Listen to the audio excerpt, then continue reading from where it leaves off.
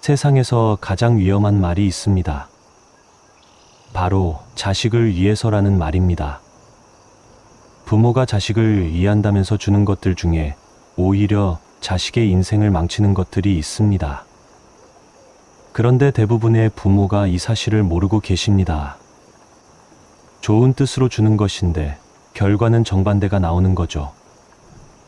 자녀는 점점 의존적이 되고 스스로 해결할 능력을 잃어갑니다. 그리고 나중에 부모도 자녀도 모두 땅을 치고 후회하게 됩니다. 오늘은 자식들에게 절대 주면 안 되는 세 가지에 대해 이야기하려 합니다. 이 세 가지만 피하셔도 자녀와의 관계가 훨씬 건강해질 겁니다. 무엇보다 자식이 진짜 독립적인 사람으로 성장할 수 있을 겁니다. 자세한 이야기에 앞서 동영상 제작에 큰 도움이 되는 구독과 좋아요 한 번씩 부탁드리겠습니다. 마음을 따뜻하게 이어주는 영상을 더 빠르게 받아보실 수 있습니다. 지금 바로 시작하겠습니다.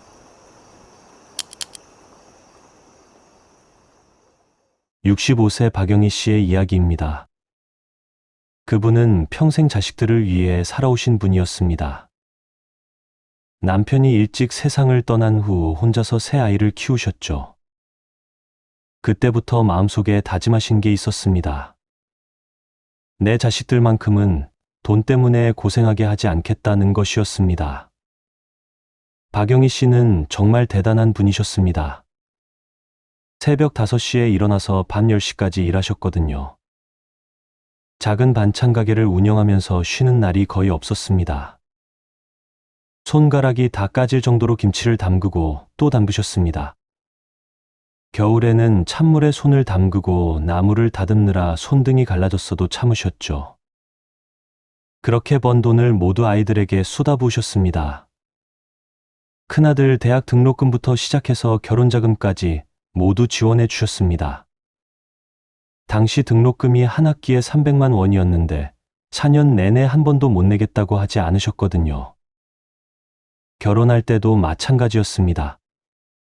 신혼집 전세금 5천만 원을 현금으로 내주셨습니다. 박영희 씨가 그 돈을 마련하기 위해 얼마나 고생하셨는지 큰아들은 몰랐을 겁니다. 둘째 딸도 똑같이 지원해 주셨습니다.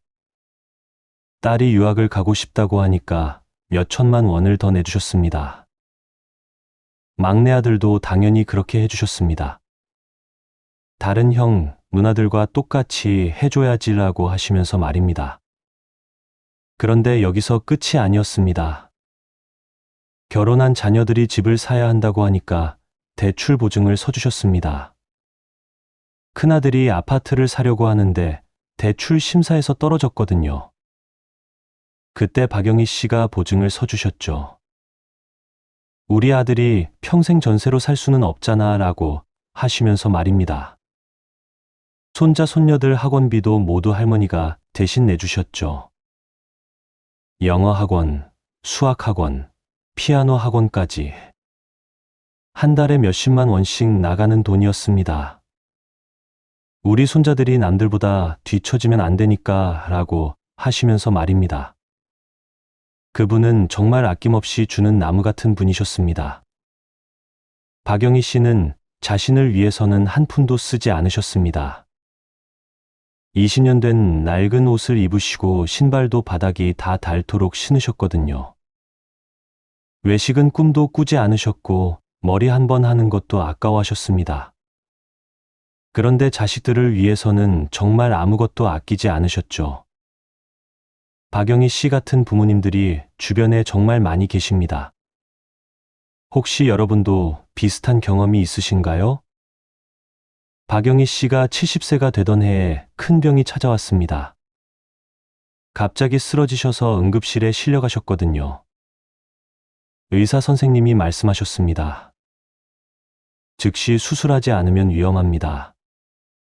수술비만 몇 천만 원이 필요한 상황이었죠.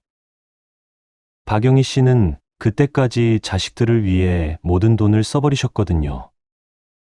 통장에 남은 돈이 고작 몇백만 원뿐이었습니다. 그래서 어쩔 수 없이 자녀들에게 연락을 하셨습니다. 엄마가 수술을 해야 하는데 돈이 필요하다고 말입니다. 30년 동안 모든 것을 다 받아온 자녀들이니까 당연히 도와줄 거라고 생각하시겠지만요. 결과는 완전히 달랐습니다. 큰아들이 이렇게 말했습니다. 어머니, 죄송해요. 저희도 지금 형편이 어려워서요. 대출 이자 내기도 빠듯한 상황이라서요. 둘째, 딸도 마찬가지였습니다. 엄마, 미안해요. 애들 학원비 때문에 저희도 빠듯해요. 막내 아들은 아예 전화를 받지 않았습니다. 박영희 씨는 그 순간 어떤 기분이셨을까요? 30년 동안 모든 것을 다 퍼주고도 정작 자신이 위급할 때는 외면당하는 그 마음이 어떠셨을까요? 그분은 병원 침대에 누워서 눈물을 흘리셨다고 하더군요. 아, 내가 자식들을 망쳤구나라고 말입니다. 그때 깨달으신 거죠. 30년 동안 무조건 주기만 했더니 자식들이 스스로 해결할 능력을 잃어버린 거였습니다. 그뿐만 아니라 부모에게 받는 것을 당연하게 여기게 되었던 거죠. 더 심각한 건 자식들이 부모를 하나의 ATM처럼 생각하게 되었다는 사실입니다. 여기서 더 놀라운 이야기가 있습니다. 박영희 씨가 퇴원하신 후에 큰아들이 찾아왔거든요.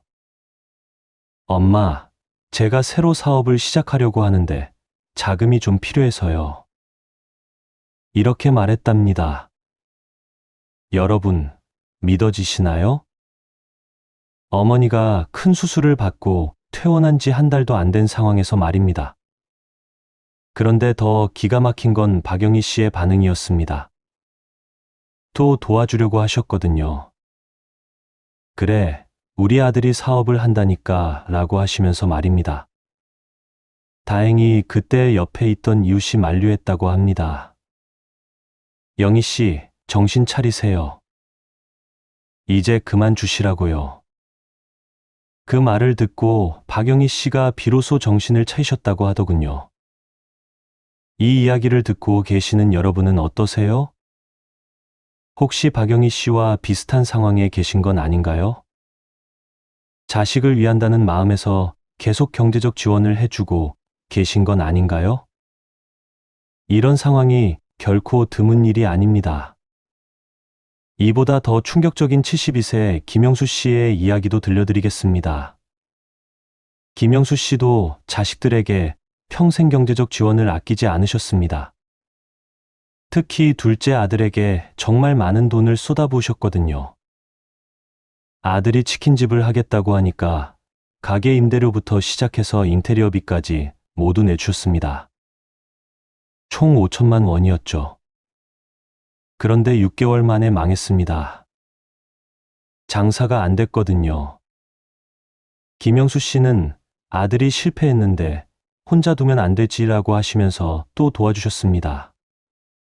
이번에는 카페를 하겠다고 하더군요. 카페도 1년 만에 문을 닫았습니다. 손님이 없었거든요. 그래도 김영수 씨는 포기하지 않으셨습니다. 이번에는 정말 마지막이야 라고 하면서 또 몇천만 원을 내주셨죠. 하지만 그 마지막이 진짜 마지막이 아니었습니다. 아들은 계속해서 아버지에게 손을 벌렸습니다. 아버지, 이번에는 정말 확실한 사업이에요. 지난번과는 완전히 달라요. 이런 말로 계속 돈을 달라고 했습니다. 마음은 아프지만 김영수 씨는 또 도와주셨습니다. 내 자식인데 어떻게 외면할 수 있겠나 라고 하시면서 말입니다. 결국 평생 모은 퇴직금과 전세보증금까지 모두 아들에게 주셨습니다. 김영수 씨는 평생 모은 재산을 거의 다 잃으셨습니다. 노후 자금까지 모두 아들에게 쏟아부으신 거죠. 지금은 월세 원룸에서 혼자 지내고 계십니다. 기초연금으로 겨우 생활하고 계시거든요. 그런데 더 안타까운 건 아들이 변하지 않았다는 사실입니다. 여전히 아버지만 바라보고 있었거든요. 스스로 일어설 생각을 하지 않았습니다. 오히려 아버지가 더 도와주지 않아서 사업이 망했다고 원망하고 있다고 합니다. 여러분도 이런 경험 있으신가요? 자식을 위한다는 마음에서 계속 경제적 지원을 해주다가 나중에 후회하게 되는 그런 일들 말입니다. 사실 이런 일이 요즘 정말 많이 일어나고 있습니다.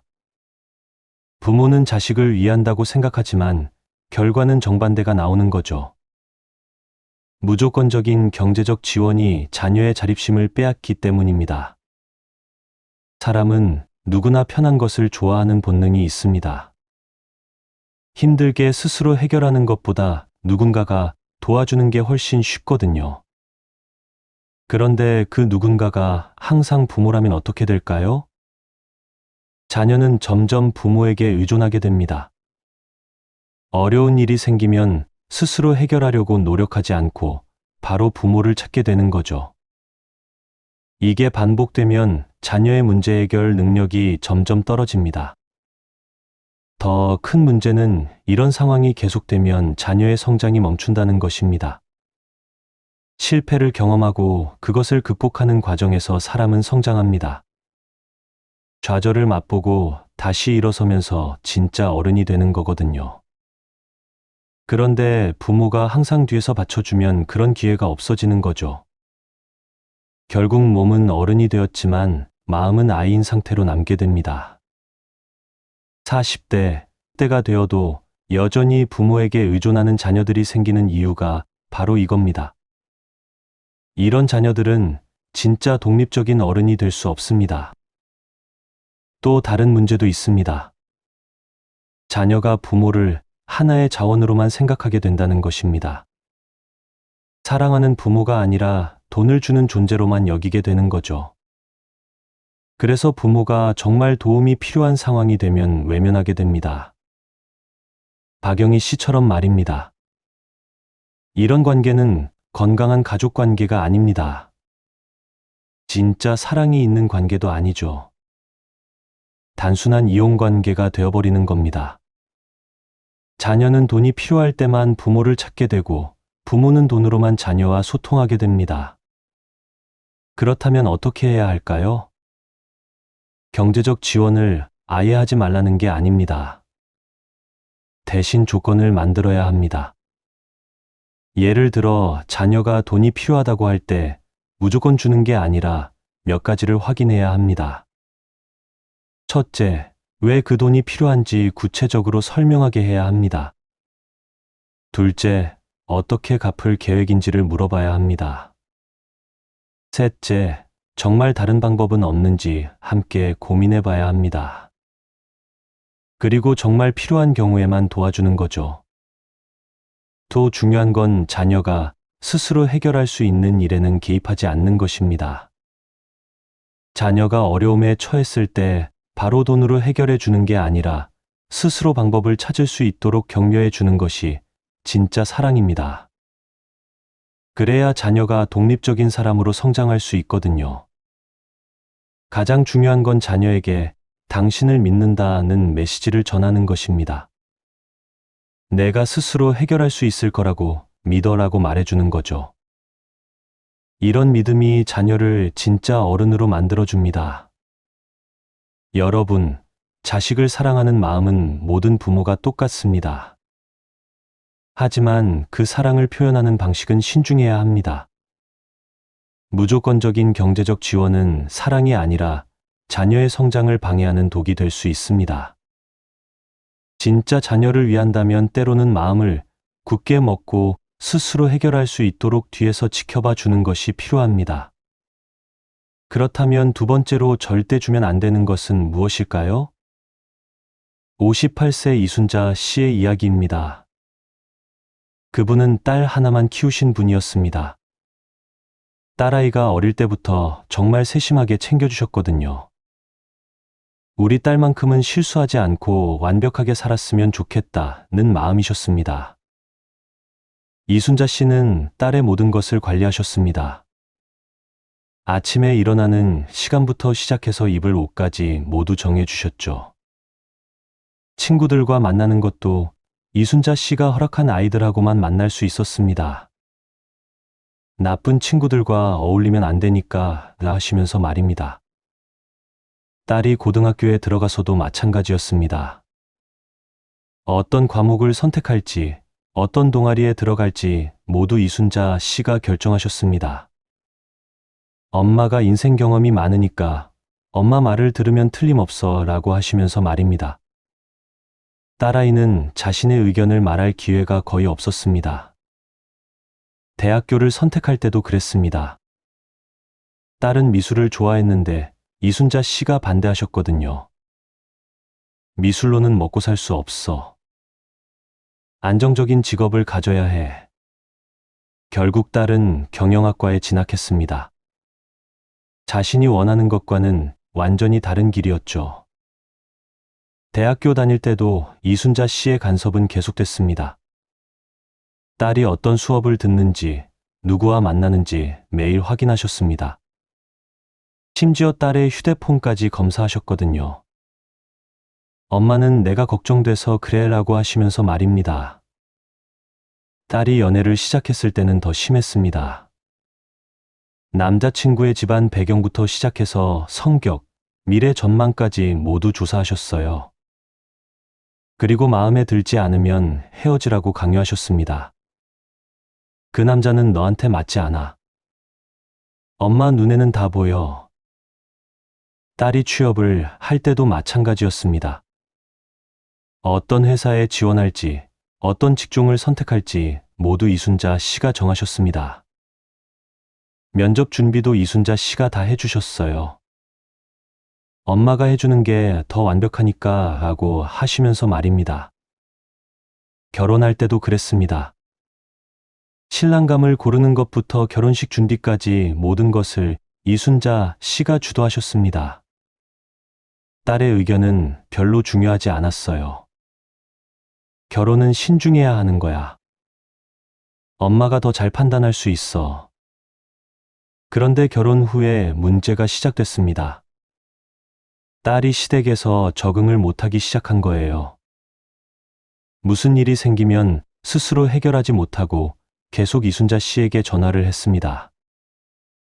엄마, 어떻게 하면 좋을까요? 엄마가 대신 이야기해 주세요. 시어머니와 갈등이 생겼을 때도 마찬가지였습니다. 딸은 스스로 해결하려고 노력하지 않고 이순자 씨에게 모든 것을 의존했어요. 이순자 씨는 직접 시댁에 찾아가서 따지기도 하셨습니다. 우리 딸이 뭘 잘못했다고 그래요? 남편과 의견이 다를 때도 딸은 혼자 결정을 내리지 못했습니다. 집을 어디에 살지, 아이는 언제 가질지 모든 것을 이순자 씨와 상의했어요. 남편은 점점 지쳐갔습니다. 당신은 항상 장모님 의견만 듣네요. 아이가 태어난 후에는 더 심각해졌습니다. 딸은 육아에 대한 모든 것을 이순자 씨에게 물어봤어요. 기저귀를 어떻게 갈아야 하는지, 분유는 언제 먹여야 하는지까지 말입니다. 스스로 판단해서 아이를 돌보는 법을 모르는 거였죠. 결국 남편이 참다 못해 이혼을 요구했습니다. 당신과 사는 게 아니라 장모님과 사는 것 같아요. 딸은 그때서야 깨달았습니다. 자신이 아무것도 스스로 할 수 없는 사람이 되었다는 것을 말입니다. 이순자 씨는 그제서야 후회하기 시작하셨습니다. 딸을 위한다는 마음에서 모든 것을 해줬는데 결과는 정반대였던 거죠. 딸은 30대가 되었는데도 스스로 결정을 내릴 수 없는 사람이 되어버렸습니다. 더 충격적인 이야기도 있습니다. 67세 최명희 씨의 경우였습니다. 그분은 아들을 정말 사랑하셨어요. 하지만 그 사랑의 방식이 문제였습니다. 최명희 씨는 아들의 모든 일정을 관리하셨습니다. 아들이 40대가 되었는데도 말입니다. 아침에 몇 시에 일어날지, 무엇을 먹을지, 어떤 옷을 입을지까지 모두 정해주셨어요. 우리 아들이 혼자서는 제대로 못해 라고 하시면서 말입니다. 아들의 직장 일에도 개입하셨습니다. 상사와 갈등이 생기면 최명희 씨가 직접 회사에 전화를 걸었어요. 우리 아들이 뭘 잘못했나요? 동료들과의 관계도 최명희 씨가 조절하려고 했습니다. 아들이 연애를 할 때는 더 심했습니다. 여자친구와 만나는 시간까지 정해주셨거든요. 너무 자주 만나면 안 돼. 일주일에 2번만 만나.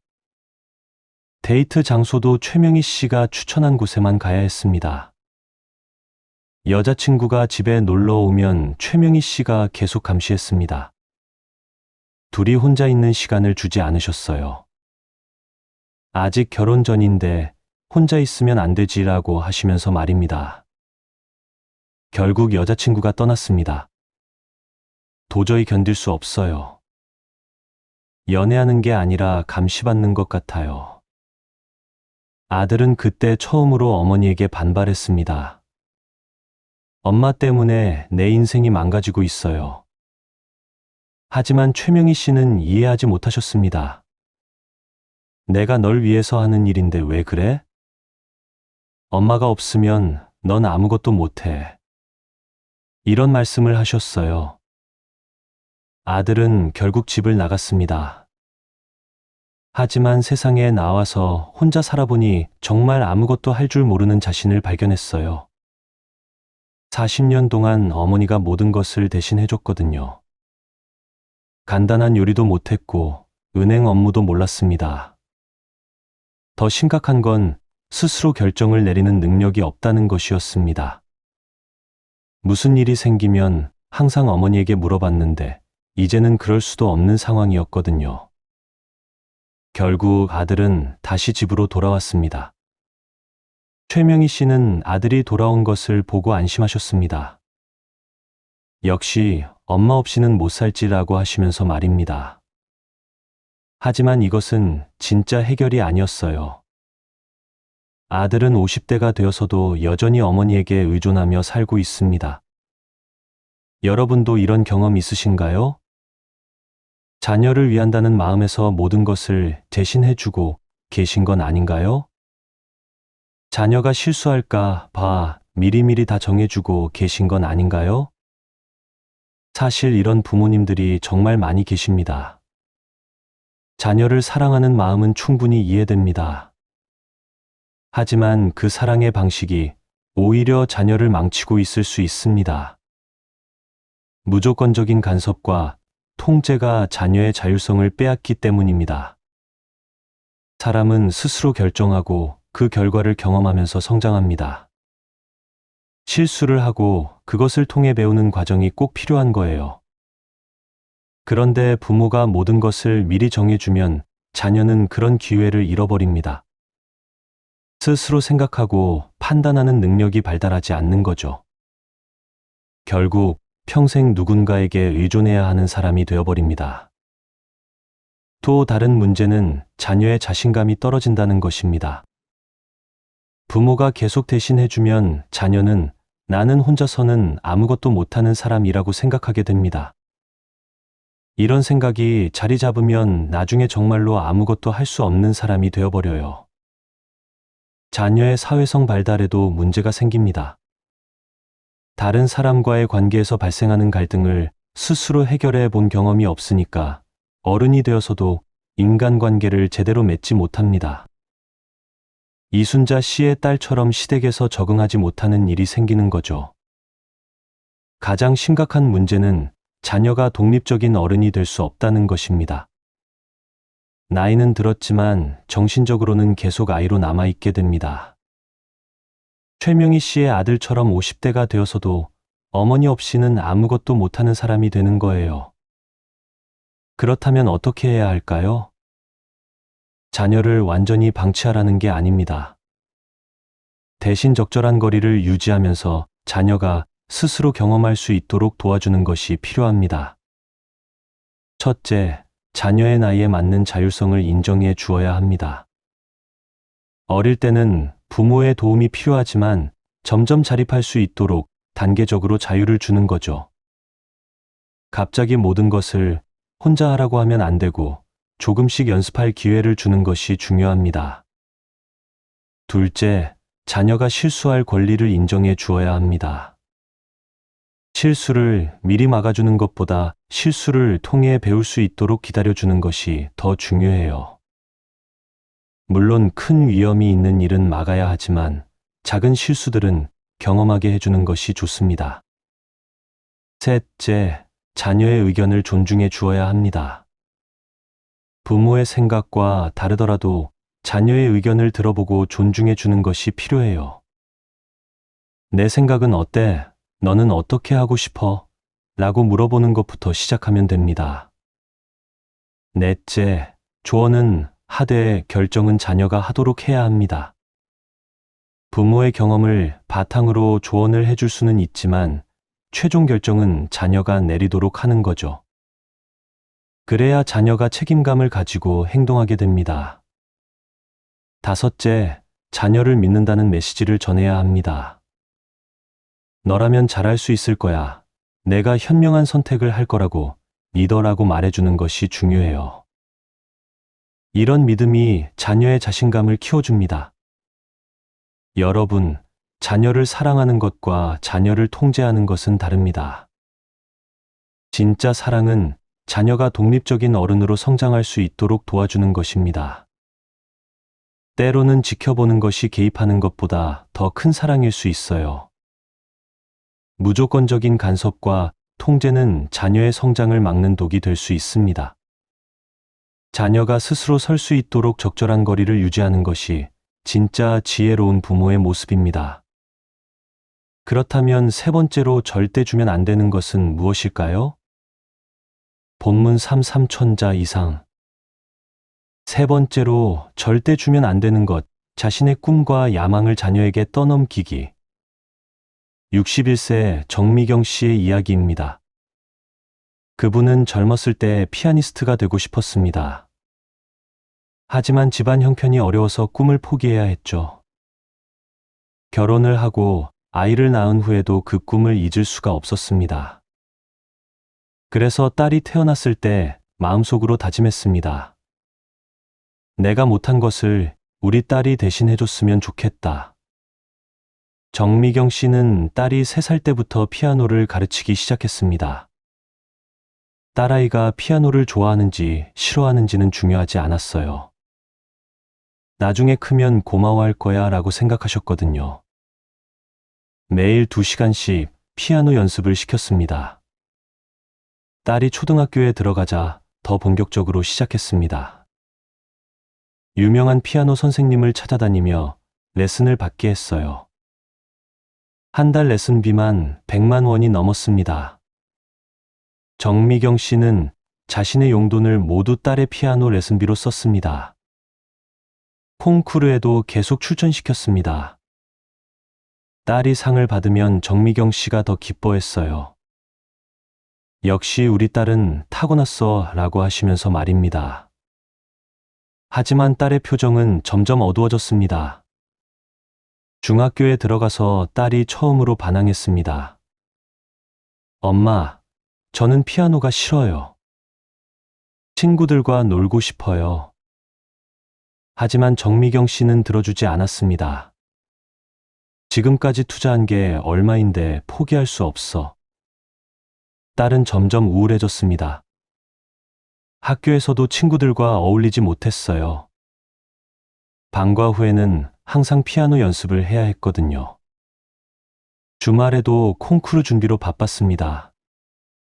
고등학교 때는 더 심해졌습니다. 정미경 씨는 딸을 예술고등학교로 보냈습니다. 음악 전공으로 대학에 가야 해라고 하시면서 말입니다. 딸은 자신의 의견을 말할 수도 없었어요. 그런데 고등학교 3학년 때 딸이 갑자기 손목을 다쳤습니다. 의사는 스트레스성 건초염이라고 진단했어요.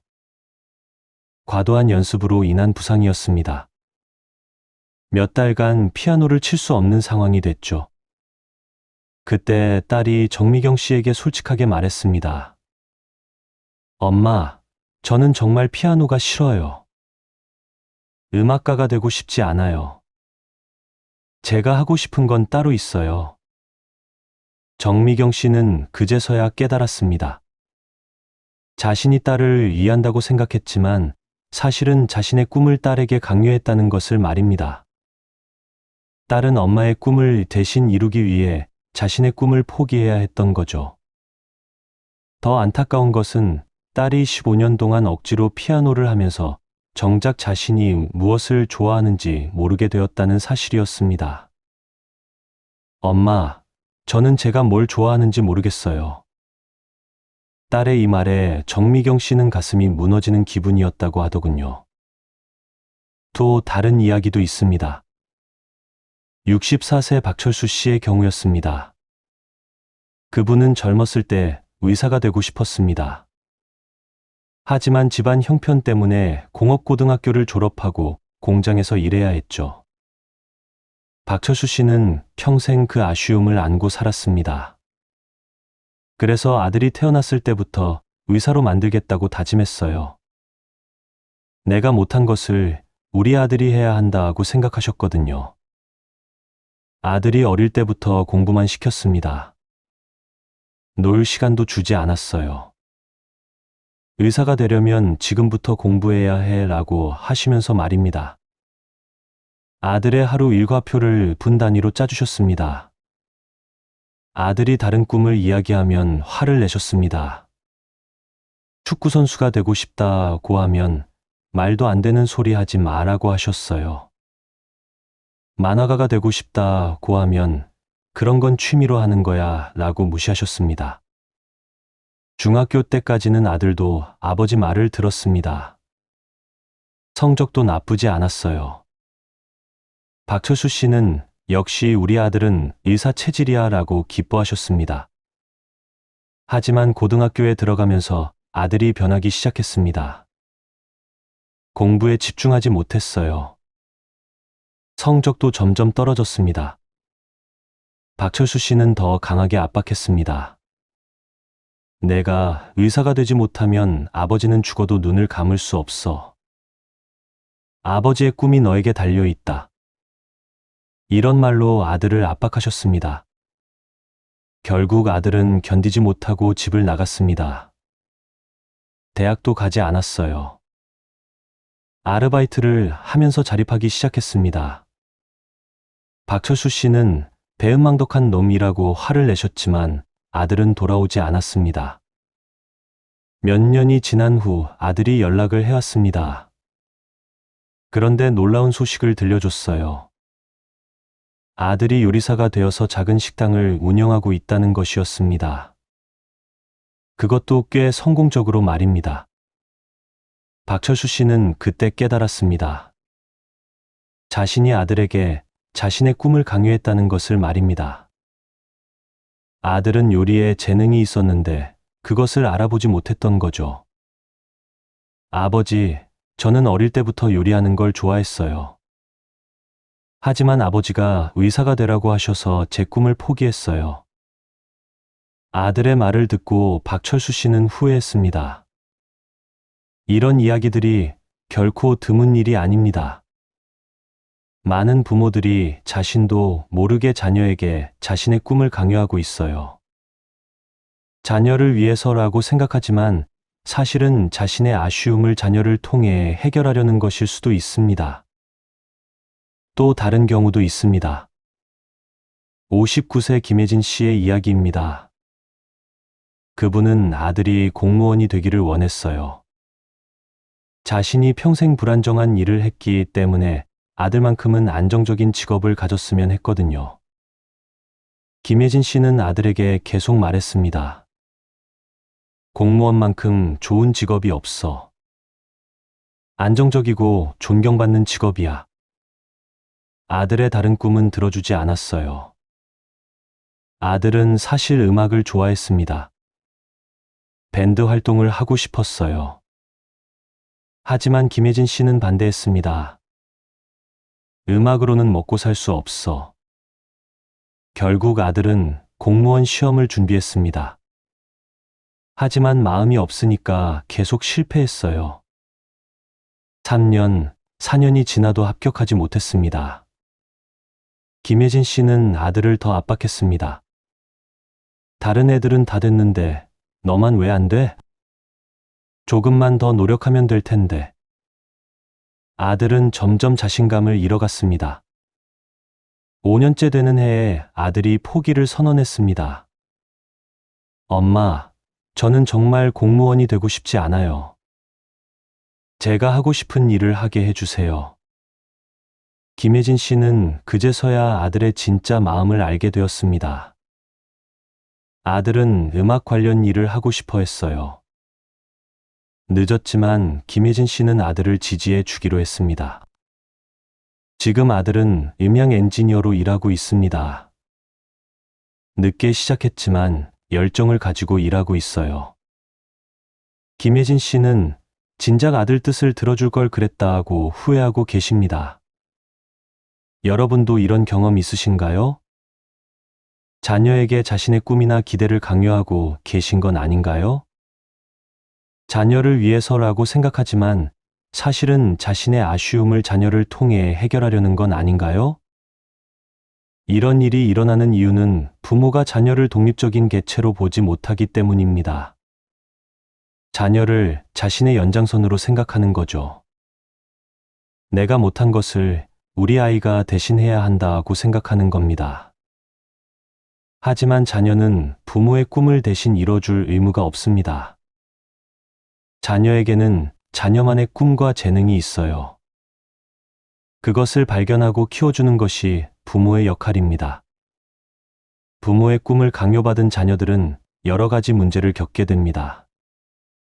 첫째, 자신의 진짜 꿈을 찾을 기회를 잃어버립니다. 어릴 때부터 부모의 꿈만 강요받다 보니 자신이 진짜 뭘 좋아하는지 모르게 되는 거예요. 둘째, 자기 정체성에 혼란을 겪습니다. 나는 누구인가? 나는 뭘 위해 사는가? 라는 질문에 답할 수 없게 됩니다. 부모가 원하는 모습으로만 살아왔기 때문이죠. 셋째, 부모에 대한 원망이 생깁니다. 나중에 자신의 꿈을 깨달았을 때 왜 그때 내 말을 들어주지 않았을까라는 원망을 하게 됩니다. 이것은 가족 관계에 큰 상처를 남깁니다. 넷째, 성공하지 못했을 때 더 큰 좌절감을 느낍니다. 자신이 원해서 한 일이 아니기 때문에 실패했을 때 내가 뭘 하고 있는 거지 허무감을 느끼게 됩니다. 그렇다면 어떻게 해야 할까요? 자녀의 꿈을 아예 신경 쓰지 말라는 게 아닙니다. 대신 자녀가 스스로 꿈을 찾을 수 있도록 도와주는 것이 필요합니다. 첫째, 자녀의 관심사를 주의 깊게 관찰해야 합니다. 자녀가 무엇을 좋아하는지, 무엇에 흥미를 보이는지 지켜보는 거예요. 그리고 그런 관심사를 키울 수 있도록 기회를 제공해 주는 것입니다. 둘째, 다양한 경험을 할 수 있도록 도와주어야 합니다. 여러 가지 활동을 해보게 하면서 자녀가 자신의 재능을 발견할 수 있도록 하는 거죠. 한 가지만 강요하지 말고 여러 가지를 경험해 볼 기회를 주는 것이 중요합니다. 셋째, 자녀의 의견을 존중해야 합니다. 자녀가 이것을 하고 싶다, 저것은 하기 싫다 하고 할 때 그 의견을 무시하지 말아야 해요. 물론 무작정 다 들어줄 수는 없지만 최소한 자녀의 마음은 들어주어야 합니다. 넷째, 부모 자신의 꿈과 자녀의 꿈을 구분해야 합니다. 내가 못한 것을 우리 아이가 해야 한다는 생각을 버려야 해요. 자녀는 부모의 꿈을 이루기 위해 태어난 게 아닙니다. 다섯째, 성공의 기준을 다양하게 생각해야 합니다. 의사나 변호사만이 성공한 인생이 아니에요. 자신이 좋아하는 일을 하면서 행복하게 사는 것도 성공입니다. 여러분, 자녀에게 가장 큰 선물은 자녀 자신의 꿈을 찾을 수 있도록 도와주는 것입니다. 부모의 꿈을 강요하는 것은 오히려 자녀의 인생을 망칠 수 있어요. 자녀가 자신만의 길을 걸어갈 수 있도록 믿고 지지해 주는 것이 진짜 사랑입니다. 부모의 미완성된 꿈을 자녀에게 떠넘기는 것은 사랑이 아니라 이기심일 수 있습니다. 자녀는 부모의 꿈을 대신 이뤄줄 도구가 아니라 독립적인 인격체입니다. 그 사실을 인정하고 자녀만의 꿈을 응원해 주는 것이 현명한 부모의 모습입니다. 지금까지 자식들에게 절대 주면 안 되는 3가지에 대해 이야기해 드렸습니다. 첫째는 무조건적인 경제적 지원이었습니다. 둘째는 무조건적인 간섭과 통제였습니다. 셋째는 자신의 꿈과 야망을 자녀에게 떠넘기는 것이었습니다. 이 3가지의 공통점이 무엇인지 아시나요? 모두 부모가 자녀를 위해서라는 마음에서 시작한다는 것입니다. 좋은 뜻에서 시작하지만 결과는 정반대가 나오는 거죠. 자녀의 성장을 돕는 것이 아니라 오히려 방해하게 됩니다. 박영희 씨도, 이순자 씨도, 정미경 씨도 모두 자녀를 사랑하는 마음은 진심이었습니다. 하지만 그 사랑을 표현하는 방식이 잘못되었던 거예요. 사랑한다고 해서 모든 것을 다 해주는 것이 정답은 아닙니다. 때로는 지켜보는 것이, 때로는 기다리는 것이 더 큰 사랑일 수 있어요. 진짜 자녀를 사랑한다면 자녀가 독립적인 어른으로 성장할 수 있도록 도와주어야 합니다. 스스로 문제를 해결할 수 있는 능력을 키워주어야 하고요. 자신만의 꿈을 찾아서 그 꿈을 향해 나아갈 수 있도록 응원해 주어야 합니다. 그렇다면 자녀에게 줘야 하는 것은 무엇일까요? 돈도 아니고 간섭도 아니고 부모의 꿈도 아닙니다. 첫째는 무조건적인 사랑입니다. 자녀가 성공했을 때만 사랑하는 것이 아니라 실패했을 때도 변함없이 사랑해 주는 것입니다. 내가 어떤 모습이든 엄마는 널 사랑해라는 메시지를 전해주는 거예요. 이런 사랑이 자녀에게 진짜 힘이 됩니다. 둘째는 믿음입니다.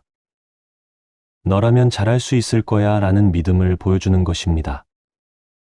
자녀가 어려움에 처했을 때 엄마가 대신 해줄게가 아니라 너라면 분명 해결할 수 있을 거야 라고 말해주는 거예요. 이런 믿음이 자녀의 자신감을 키워줍니다. 셋째는 격려입니다. 자녀가 도전할 때 위험하니까 하지 마가 아니라 조심해서 해봐라고 격려해 주는 것입니다. 실패했을 때도 봐라, 내가 뭘 했어가 아니라 괜찮아, 다시 해보면 돼라고 격려해 주는 거예요. 넷째는 경청입니다.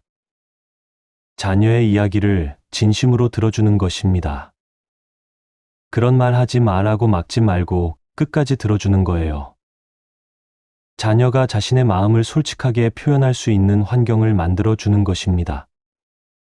다섯째는 존중입니다. 자녀를 하나의 독립적인 인격체로 존중해 주는 것입니다. 비록 나이는 어리지만 자녀도 자신만의 생각과 감정이 있다는 것을 인정해 주는 거예요. 여러분, 부모 노릇이 쉽지 않다는 것을 잘 압니다. 자녀를 키우면서 수많은 고민과 걱정을 하게 되죠. 내가 잘하고 있는 건가? 우리 아이가 잘 클 수 있을까? 이런 생각들을 하시는 것이 당연합니다. 하지만 완벽한 부모는 없습니다. 실수할 수도 있고, 때로는 잘못된 선택을 할 수도 있어요. 중요한 것은 그 실수를 인정하고 고쳐나가려는 마음입니다. 오늘 이야기를 들으시면서 아, 내가 그랬구나 라고 깨달으신 분들이 계실 겁니다. 자책하지 마세요. 지금이라도 늦지 않았습니다. 오늘부터라도 조금씩 바꿔나가시면 됩니다. 자녀에게 무조건 주기만 했다면 이제는 조건을 만들어 보세요. 모든 것을 간섭했다면 이제는 적절한 거리를 두어 보세요. 자신의 꿈을 강요했다면 이제는 자녀의 꿈을 물어보세요. 변화는 하루아침에 일어나지 않습니다. 시간이 걸릴 수도 있고 때로는 자녀가 이해하지 못할 수도 있어요. 하지만 포기하지 마시고 꾸준히 노력해 보세요. 자녀는 부모의 진심을 알게 될 겁니다. 그리고 기억하세요. 자녀에게 가장 큰 유산은 돈이 아닙니다. 스스로 설 수 있는 능력, 자신감, 올바른 가치관입니다. 이런 것들을 물려주는 것이 진짜 자녀를 위하는 길입니다. 자녀를 사랑하는 마음은 모든 부모가 똑같습니다. 하지만 그 사랑을 표현하는 방식에 따라 결과가 달라집니다. 오늘 이야기가 여러분께 작은 도움이 되었기를 바랍니다. 마지막으로 한 가지만 더 말씀드리고 싶습니다. 부모로서 가장 행복한 순간은 언제일까요? 자녀가 성공했을 때가 아닙니다. 자녀가 자신의 힘으로 일어서는 모습을 볼 때입니다. 아, 우리 아이가 이제 정말 어른이 되었구나 라고 느끼는 그 순간이 가장 뿌듯한 순간입니다. 그런 순간을 위해서라도 오늘부터 조금씩 바꿔보세요. 자녀에게 주는 것보다 자녀가 스스로 할 수 있도록 기다려주세요. 간섭하는 것보다 믿고 지켜봐 주세요. 부모의 꿈을 강요하는 것보다 자녀의 꿈을 응원해 주세요.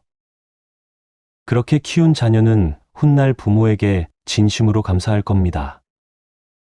엄마, 아빠 덕분에 제가 이렇게 살 수 있어요 라고 말할 거예요. 그것이 부모로서 받을 수 있는 가장 큰 선물이 아닐까요? 오늘도 자녀를 위해 고민하고 계신 모든 부모님들께 응원의 마음을 보냅니다. 여러분의 사랑이 자녀에게 올바른 방향으로 전해지기를 바랍니다. 그리고 여러분과 자녀 모두가 행복한 가족이 되시기를 진심으로 기원합니다. 구독과 좋아요는 저에게 큰 힘이 됩니다. 더 많은 가족들이 이런 이야기를 들을 수 있도록 공유도 부탁드립니다. 귀중한 시간을 내어 끝까지 함께 해주신 여러분께 진심으로 감사드립니다. 오늘도 수고 많으셨습니다.